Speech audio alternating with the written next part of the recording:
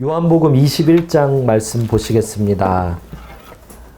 예수님이 실패한 베드로와 제자들에게 사랑하니? 나 사랑하니? 라고 3번 묻는 장면입니다. 그 장면은 이렇게 끝납니다. 요한복음 21장 17절. 그 3번째 질문은 이렇게 끝납니다. 3번째 이르시되, 함께 읽습니다. 요한의 아들 시몬아, 내가 나를 사랑하느냐 하시니 주께서 3번째 내가 나를 사랑하느냐 하심으로 베드로가 근심하여 이르되, 주님 모든 것을 아시오매 내가 주님을 사랑하는 줄을 주님께서 아시나이다. 예수께서 이르시되 내 양을 먹이라. 아멘. 아멘. 반갑습니다. 오랜만입니다. 지난주 향수는 아직 들키지 않았습니다. 그게 아직 있는지 없는지 모르는 걸로 봐서는 제가 잘 왔었던 것 같습니다. 지난 주말에 비수금이라는 오지로 몇 사람들과 함께 국내 선교 여행을 다녀왔습니다. 갔는데 40년 전에 그곳에 여자 집사님 한 분이 차로 4시간 가야 되고 거기서 다시 트레킹을 2시간 해야 되고 다시 배를 타야 되는 그런 오지 마을인데요. 40년 전에 여자 집사님 한 분이 거기 사셨대요. 지금 20가정이 있는데 그때는 50가구였대요. 50가구에 꼬맹이들이 수십 명이 뛰어다녔었는데 거기는 지금도 늑대가 있대요. 그런데 그 마을에 40년 전에 여자 집사님 혼자 살면서 거기서 예배를 드렸대요. 동네 아이들을 모아놓고 읍내에 가려면은 며칠씩 걸린대요. 근데 사탕을 한 봉지씩 사와가지고 주일에 다 같이 모이면 사탕을 1개를 주는 거예요. 40년 전에. 그 꼬마 아이들이 거기서 복음을 듣고 자랐대요. 그리고 지금 거기에서 40대 중반, 50대 초반, 50대 후반 이렇게 돼서요. 그 마을에 살고 있어요. 대부분 노총각들이더라고요. 거기서 복음을 흩어져가지고 20가구니까 한 팀씩 이루어서 한 집씩 맡아서 1박 2일 동안 복음을 전했어요. 그리고 나서 마지막에 합당한 자를 찾아라. 우리를 가장 환영해주는 한 집에서 다 같이 모여서 주일 아침에 새벽 예배를 드렸죠. 근데 거기서 40년 전에 예수님을 믿고 지금까지 한 번도 예배를 드려본 적이 없는 50대 초반의 어떤 아저씨 노총각 분께서, 농부가 막 우시는 거예요. 옛날에 불렀던 노래가 기억이 나는 거예요. 40년 동안 잊고 있었는데 기억이 나는 거예요. 그래서 같이 예수 사랑하심을 막 그걸 부르는데 우시는 거예요. 예배를 잘 드렸어요. 끝나고 나서 그 집에 노 부부가 나오셔서 기도 제목이 있다. 우리는 1사후퇴 때 내려왔는데 그때 북한에서 교회를 다녔었는데 그 교회의 이름은 무슨 성결교회였던 걸로 기억이 난다. 근데 우리 아들을 위해 기도해다오. 장가를 갈 수 있도록. 그래서요, 예배가 끝나고 다 돌아 나와야 되는데 아침에 팀 안에 처녀가 3명 있었어요. 3명이 서로 제비뽑기를 했어요. 누구 한 명이 거기 남을 것인가. 누구 한 명이 남아서 거기서 결혼을 해서 살면서 그 마을을 다 복음을 전하면 어떨까? 이보다 더 훌륭하고 의미 있는 일이 뭐가 있을까?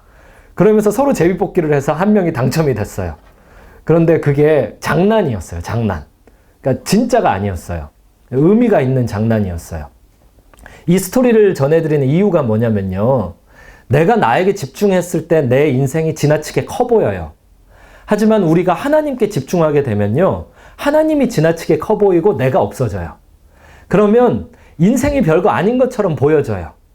그 인생에 가해지는 어떤 충격이나 고난이나 어려움이나 심지어 죽음이라고 해도요. 인생 자체가 하나님 앞에서 작아지게 되면요. 별게 아닌 게 돼요. 죽음도 별게 아닌 게 돼요. 그런 인생은요. 결혼도 던질 수 있는 거예요. 내 인생을 결정할 수 있는 결혼도 내가 거기 들어가서 노총각과 결혼해서 사는 순간 20가구를 복음화시킬 수 있겠는데? 라는 생각 앞에서 그냥 농담이었지만 제비뽑기를 할 수 있는 거예요. 그 3명의 자매가 제비뽑기를 했기 때문에 저는 기억하고 있어요. 앞으로도 물어볼 거예요. 그래, 누가 가기로 결정했니? 그리고 계속 격려해 줄 거예요. 다 20대 중반인데 누구 한 명이 거기 들어갈래? 그럴 거예요. 내 인생이 하나님 앞에서 아무것도 아닌 거예요. 여기 나오는 베드로는요. 자기 인생이 예수님보다 중요하다라는 생각을 했던 시점이 있었어요. 그때는 예수님이 없어져 버린 다음이었어요. 예수님이 계속 얘기했어요. 나는 고난받고 죽고 다시 3일 만에 부활한다. 베드로가 그거를 들었어요. 누구보다 믿었어요. 하지만 그 사건이 현실로 다가왔을 때는요, 자기 인생이 커졌어요. 나라도 살고 싶다. 예수님을 부인했던 이유가 그것 때문이었어요. 조그만한 여종 하나가 와서 당신도 예수님과 함께 있었던 사람이죠? 맞죠? 예수님의 제자 중 한 명이죠? 아니라고 부인했어요. 3번이나 부인했어요. 마지막에는 예수님을 욕하기까지 했어요. 그리고 예수님이 최후의 만찬 때 말씀하셨던 것처럼요, 아침이 밝아오고 새벽닭이 울면서 자기가 예수님 저주하고 부인했다라는 것을 자각하게 됐어요. 실패했어요. 사랑에 실패했어요. 지난주에는요, 예수님을 사랑하는, 전적으로 사랑하는 한 여자를 만났어요. 오늘은요, 사랑에 실패한 예수님의 제자를 만날 거예요. 사랑을, 예수님만을 사랑해야 되는데 예수님도 사랑하는 인생을 만날 거예요. 이 인생은 말이에요, 우리랑 지나치게 닮아 있어요. 매일 실패하는 인생이에요. 매일 예수님을 부인하는 인생이에요. 예수님 사랑해요. 예수님도 날 사랑하고 나도 예수님을 사랑해요. 이게 아니라 예수님 나를 계속 사랑해 주세요. 그러나 나는 예수님을 부인할 거예요. 부인했어요. 나는 예수님 사랑에 실패했어요. 그런 인생이에요. 그게 베드로예요. 베드로는요, 예수님을 사랑하는 그 사랑의 사역에 실패하자마자 요한복음 21장 2절, 시몬 베드로와 디두모라 하는 도마, 갈릴리 가나 사람 나다나엘, 세베대의 아들들, 또 다른 제자 둘, 그렇게 7명이 서클을 만들어 가지고요, 예수님을 함께 떠났어요. 베드로는 12제자 중에 수제자였어요. 12제자 중에 예수님과 가장 가까이 지냈어요. 그런데 베드로가 예수님을 욕하면서 배반했어요. 예수님 대신에 그 자리에 베드로가 리더처럼 보이는 7명이 있었고, 그 합쳐서 7명, 6명의 제자들은 베드로를 볼 때 베드로를 따라가고 싶었어요. 베드로와 함께 이 6명의 제자는 어부들이었어요. 예수님을 부인한 수제자와 함께 예수님 부인한 다음에 예수님 만나기 이전의 직업으로 돌아갔어요. 예수님을 만났지만, 예수님과 동행했지만, 예수님의 기적, 예수님이 하나님이심을 봤지만 예수님을 함께 떠났어요. 이전으로 돌아갔어요. 예수님 만나기 전으로 돌아갔어요. 우리가 죄 지을 때 예수님 만나기 전으로 돌아가는 거예요. 예수님 만나면 예수 안에서 죄에 대해 죽은 거예요. 죄가 우리를 유혹할 때 유혹당하는 그 육신이 없는 거예요. 그 죄성이 죽은 거예요. 믿어야 되는 거예요. 그 죄성이 죽었으니까 응답을 못한다, 이걸 주장을 해야 되는 거예요. 그리고 예수님 앞에 가서 도와달라고, 내 죄성이 이 유혹에 응답하지 않게 능력 달라고, 죽음의 능력 달라고 그렇게 기도하면서 능력 받아서 그 죽음, 죄 이기는 거예요. 근데 7제자 돌아갔어요. 예수님 만나기 이전으로 돌아갔어요. 기적이 일어났어요. 돌아갔더니 기적이 일어났어요. 3절이에요. 그날 밤에 아무것도 잡지 못하였더라. 어부 전문가예요. 그러니까 물고기 전문가예요. 아무것도 못 잡았어요. 평생을 운동만 한 농구 선수가 경기에 나갔는데 단 한 골을 못 넣었어요. 67대 0으로 졌어요. 불가능해요. 그런 일이 생길 수가 없어요. 평생을 바다에서 지냈어요. 물고기 잡으면서. 한 명도 아니라 7명이 한 마리를 못 잡았어요. 밤을 꼴딱 샜는데 한 마리가 안 잡혔어요. 그래도 7명이 나갔으면 7마리라도 잡아야지. 기적이 일어났어요. 한 마리를 못 잡았어요. 예수님 사랑에 실패했더니 예수님 만나기 이전으로 돌아갔고, 돌아갔더니 기적이 일어났어요. 왕창 실패했어요. 어떻게 이렇게 크게 실패할 수 있지? 싶은 실패를 하게 됐어요. 실패도 기적이에요. 이 기적 앞에서요, 예수님을 만나요. 아침에 날이 새어갈 때 4절에 나오거든요. 날이 새어갈 때, 어둑어둑할 때입니다. 잘 안 보일 때. 요한복음에서는요, 항상 낮에 등장하는 것은 진리, 어둑어둑할 때나 밤에 등장하는 것은 긴가민가, 진리인가 아닌가, 거짓말인가, 진실인가, 그런 상황입니다. 날이 새어갈 때 예수님께서 바닷가에 서 계세요. 제자들이 못 알아봐요. 제자들이 못 알아봐요.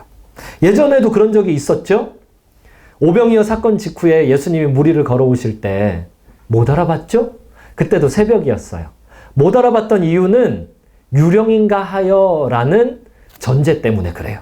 그걸 심리 용어로는 도식이라고 하죠. 내가 이미 가지고 있는 생각을 바탕으로 해서 현실을 판단하는 거예요. 내 생각에 나는 어부니까 새벽에 물 위에 돌아다니는 형체는 귀신일 거야 라고 전제하고 쳐다보니까 예수님이 아닌 내가 생각하는 귀신으로 보이는 거예요. 지금 제자들의 눈에는 예수님이 보이지 않아요. 보일 리가 없어요.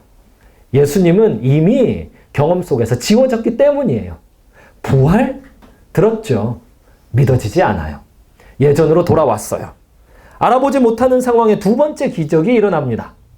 그게 5절이에요. 너희에게 고기가 있느냐? 여기서 얘들아 라고 부르는 호칭을 좀 보세요. 뒤에 보면요. 200규빗 떨어진 곳에서 부르거든요. 8절에 보면 50칸쯤 되므로 200규빗. 그거는요. 한 90m? 97m? 그 정도 떨어진 곳이에요. 잔잔한 디베라 호숫가에서 한 90m 정도 떨어져서 부르는 거예요. 얘들아! 거기 고기 얼마나 잡았니? 예수님이 제자들을 부를 때 즐겨 사용했던 호칭이에요. 얘들아, 아이들아, 자식들아. 그때 제자들은요, 알아볼만 하잖아요. 아니, 목소리 듣고 모릅니까? 만약 제자들 마음속에 예수님 부활하실 거야 라는 믿음이 겨자씨만큼만 있어도 알아봤을 거예요. 얘들아래. 아이야 라고 나를 부르시잖아. 지금 잘 희미하게 잘 보이지는 않아도 예수님의 목소리잖아. 알아봤어야 돼요. 못 알아봐요. 그런데 실패의 기적 때문에 그 명령을 들어요. 배 오른편에 그물을 던져라. 장난해? 오른편, 왼편, 배가 작거든요. 밤샜거든요. 배의 오른편과 왼편이 뭐가 다릅니까? 배 오른편에 그물을 내리래요. 그런데 그런 허황된, 그런 말도 안 되는, 그런 뻔한 요구에도 내려요.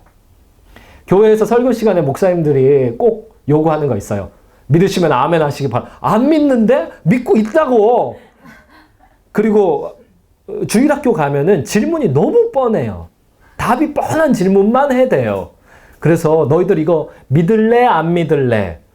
뭐야? 여기 내가 교회까지 왔는데 내가 안 믿을래요? 선생님, 주일학교 선생님. 내가 어떻게 그렇게 얘기해? 뻔한 질문 하지 마요. 믿을래? 안 믿을래? 믿을래죠. 믿을래. 안 믿고 싶어도 믿을래. 그래야죠. 배 오른편에 던지라. 아니, 말도 안 되는 쉬운 요구에 제자들은요, 실패했기 때문에 순응합니다. 지푸라기라도 잡는 거예요. 배 오른편? 그리고 기적이 일어나죠. 7절. 예수께서 사랑하시는 그 제자가 베드로에게 이르되 주님이시라. 요한복음에서 사랑하시는 그 제자 요한이죠. 요한이 베드로한테 얘기해요. 오른편에 내렸더니 그물이 너무 찢어질 만큼 고기가 많이 잡혔어요. 드디어 요한이 알아봤어요. 예수님이셔. 그리고 베드로는요, 요한 때문에 정신이 돌아옵니다. 그리고 베드로의 그 과거의 열정적인 그 캐릭터가 살아납니다. 하는 짓을 보세요. 7절 후반부. 아니, 조금 전까지만 해도 예수님 욕하고 저주하고 떠났던 놈이, 베드로 죄송해요. 놈이라고 했어요. 떠났던 분이 벗고 있다가 남자들끼리 있으니까 벗고 있었던 것 같아요. 남자들끼리 여행 가면요, 숙소에 들어가서 아무렇지도 않게 빨가벗고 목욕하러 이렇게 왔다 갔다 할 수 있거든요. 이 밤새도록 물고기를 잡느라고 이 7명이 함께 옷을 다 벗고 물고기를 잡고 있었던 것 같아요. 근데 요한이 예수님이셔! 그 이야기를 듣는 순간이요, 베드로는 겉옷을 두른 후에 바다로 뛰어내렸어요. 여기에 앞뒤가 안 맞는 모순적인 행동이 있어요. 급하게 예수님한테 빨리 가야지 이런 상황인데요. 겉옷을 두르고 뛰어들어요. 수영을 빨리 하려면 옷을 벗고 가야죠. 그런데 예수님을 만나려면 예의를 갖춰야죠. 예의를 갖추려면 옷을 마른 옷을 입고 가야 되지 않겠어요? 옷이 젖잖아요.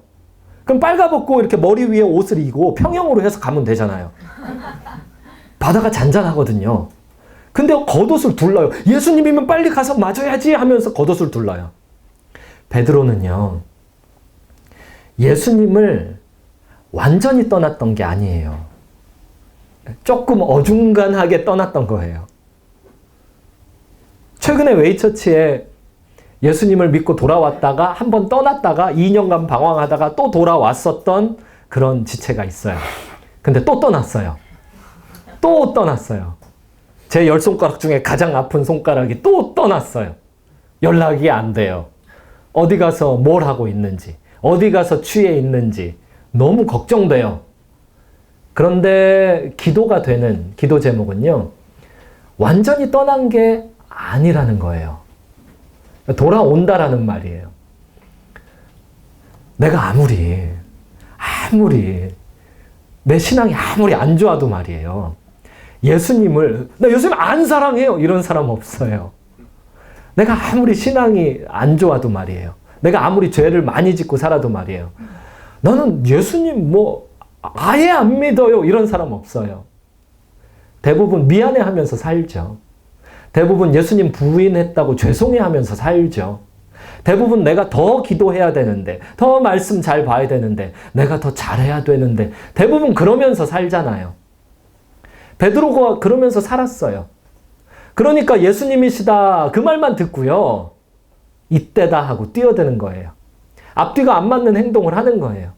마치 지난주에 향유옥합을 깨뜨린 여인이 앞뒤가 안 맞는 행동을 바리새인들 앞에서 머리를 풀어헤치고 진행한 것처럼요, 베드로도 예수님 사랑하는 거예요. 사랑하는 거예요. 예수님만 사랑하지 못했지만 사랑하는 거예요. 죄를 안 짓는 것이 사랑이에요. 그런데 죄를 지은 다음에 회개하는 것도 사랑이에요. 진짜 사랑은 예수님을 아예 안 떠나는 겁니다. 늘 예수님 꼭 붙들고 있는 겁니다. 하지만 예수님 떠나도 그 예수님의 품을 그리워하면서 사는 것도 그것도 사랑이에요. 사랑이에요. 예수님이 9절에서 육지에 올라가서 보니까 예수님 맞아요. 가서 보니까 예수님이 환경 설정을 어떻게 해놨냐? 숯불 어떻게 만드는지 아시죠? 모닥불 이렇게 피운 다음에 그 불이 다 꺼질 무렵에 숯불이 되잖아요. 예수님은 거기 언제부터 불을 피우고 계셨을까요? 제자들이 실패하는 그 시간 그동안 불 피우고 계셨던 거예요. 예수님이 직접 외쳐서 얘들아 부를 때까지 거기서 불 피우고 계셨던 거예요. 내가 예수님 떠나 있는 동안 나는 예수님 떠났지만 예수님이 날 떠난 게 아니에요. 거기서 불 피워놓고 기다리시는 거예요. 고기가 안 잡히면은 그 물가에 누가 저기 불 피워놓고 있어. 보일 거 아닙니까? 밤인데. 근데 제자들이 안 봤죠. 못 봤죠. 예수님은 그런 분이세요. 실패한 순간, 실패한 현장에서 불 피워놓고 가까운데 눈에 띄는 데서 기다리세요. 그리고 영 발견 못하면 결국은 부르세요. 얘야! 그래 나 떠나서 거기서 물고기 잡아보니까 많이 잡았니? 누구세요? 한 마리도 못 잡았는데 배 오른편에 내려봐. 아니, 제가 지금 이 일로 몇 년을 먹고 살고 있는데 이걸. 그렇지만 제가 실패했으니 들어볼게요. 그런 상황을 진행하시는 거예요. 그리고 예수님이 하시는 일이 숯불 위에 고기랑 떡을 구워놓고 12절 와서 조반을 먹으라. 저 같으면 엎드려. 아니 겉옷을 입고 여기 헤엄쳐. 엎드려. 100m 헤엄쳐 오느라고 수고 많았다 그래. 엎드려. 너 몇 대 맞을래? 너 어떻게 3년 동안 너 나한테 그랬잖아. 너 십자가에 끌려가기 전날 그 새벽에 그 막 칼을 빼들고 야 예수님 끌고 가면 너 다 죽인다 그러면서 귀를 잘라내 버렸었잖아. 아니 그런 녀석이 나를 보이네? 다 알아. 너 나 욕했지? 너 딱 걸렸어 지금. 내가 부활한다고 했어 안 했어? 그거 안 믿었어 네가? 그럼 한번 죽어봐. 근데 예수님은요 그걸 안 하십니다.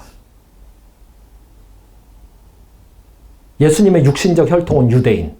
유대인은 지상에 있는 모든 민족들 중에 가장 비판 잘하는 민족입니다. 자기 의가 있기 때문에, 자기가 하나님의 말씀대로 산다라는 의가 있기 때문에, 선민사상 때문에 남들이 거기에서 벗어났을 때 비판을 누구보다 잘하는 민족이 유대인입니다. 예수님 유대인이시잖아요. 근데 예수님이 비판을 안 해요. 오히려요, 밥 먹자. 아니, 베드로는 지금 죽겠어요. 아, 나 지금 잘못했, 나 예수님 욕했는데, 그렇다고 내가 안 사랑한 건 아니었는데, 근데 여기 와서 딱 기다리고 계셨는데, 밥 먹재. 나 잘못해서 너무 힘든데, 밥 먹재. 밥 먹는 동안 말 한마디가 없습니다, 지금. 주님이신 줄 아는 거로 감히 누구 하나 입을 열지 않습니다. 밥을 먹습니다. 지금 이 밥이 코로 들어가는지 입으로 들어가는지 잘 모르겠습니다. 밤새 일했기 때문에 맛있었겠죠. 근데 그 상황이 내가 웃는 게 아닙니다. 밥을 먹습니다. 온갖 생각이 다 듭니다. 밥 먹으면 난 어떻게 되는 걸까? 밥 먹고 나서 예수님은 또 뭘 얘기하실까? 나는 왜 그랬을까? 예수님 부활한다고 분명히 얘기했는데 눈앞에 지금 계신데 예수님이 떡을 찢어주십니다. 찢어준 그 떡은 예수님이 직접 구운 떡이라 이거는 허상이 아니고 꿈이 아닙니다. 그 먹은 떡이 내 배에 허기를 채우고 있습니다. 먹은 고기가 내 입가에서 고기 향으로 번지고 있습니다. 이건 허상이 아닙니다. 실상입니다. 예수님이 내 눈앞에서 내 실패에 대해서 질문 한마디를 안 하십니다. 밥 먹자. 밤새 고기 잡느라 실패하느라 많이 배고팠겠다. 밥 먹자. 밥을 먹습니다. 제가 좋아하는 구절이 있어요. 잠언 10장 12절. 미움은 다툼을 일으켜도 사랑은 모든 허물을 가리느니라. 잠언 17장 9절도 이렇게 이야기합니다. 허물을 덮어주는 자는 사랑을 구하는 자요. 예수님은 우리를 사랑합니다.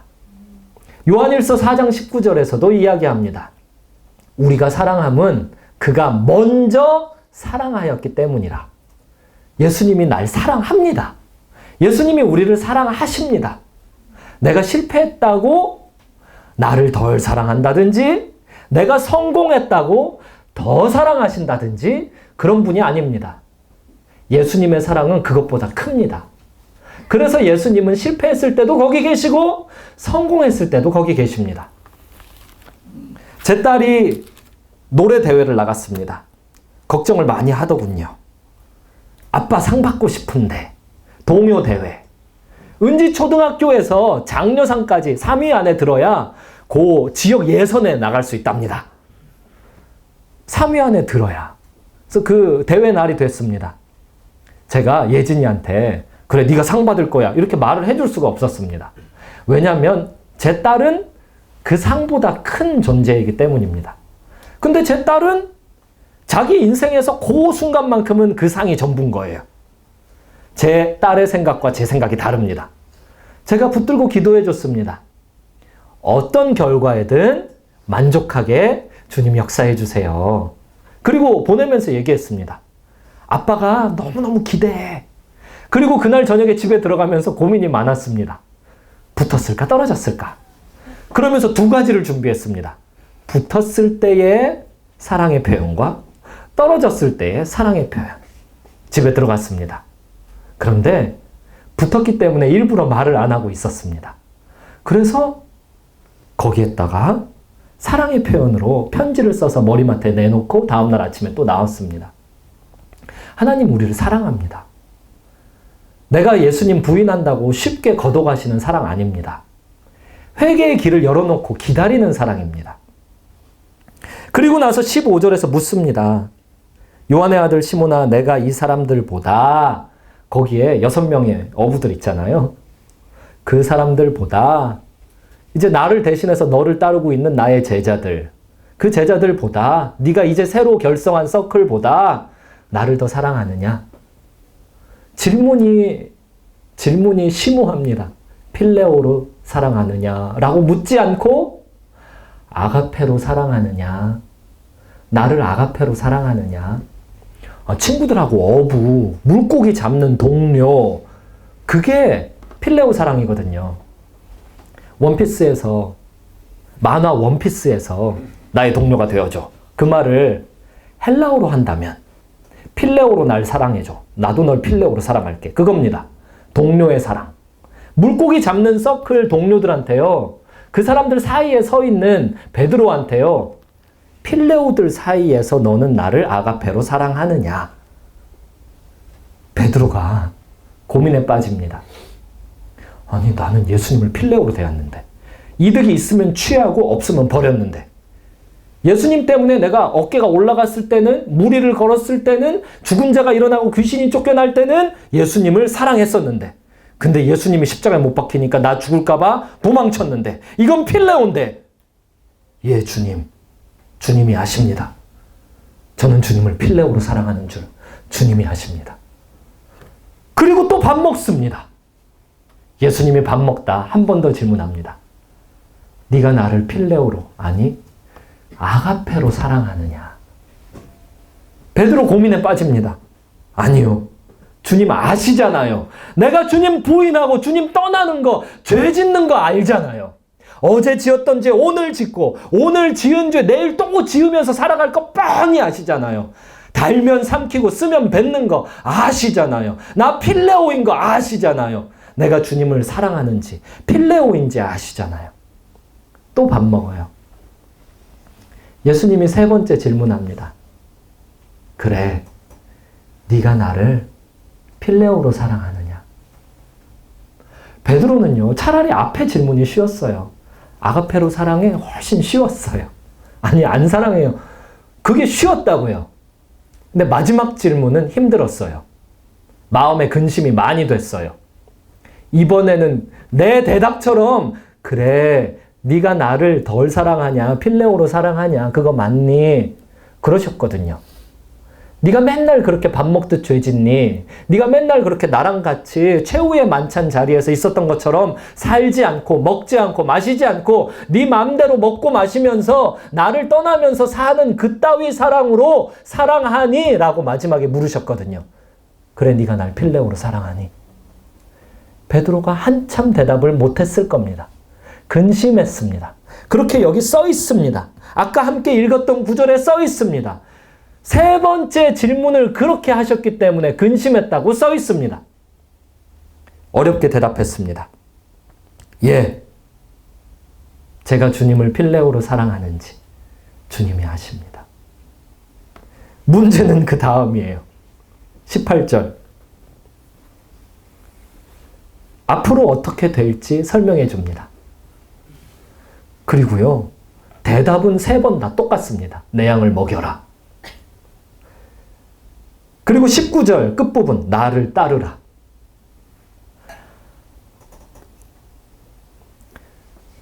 어중간한 사랑도 받으십니다.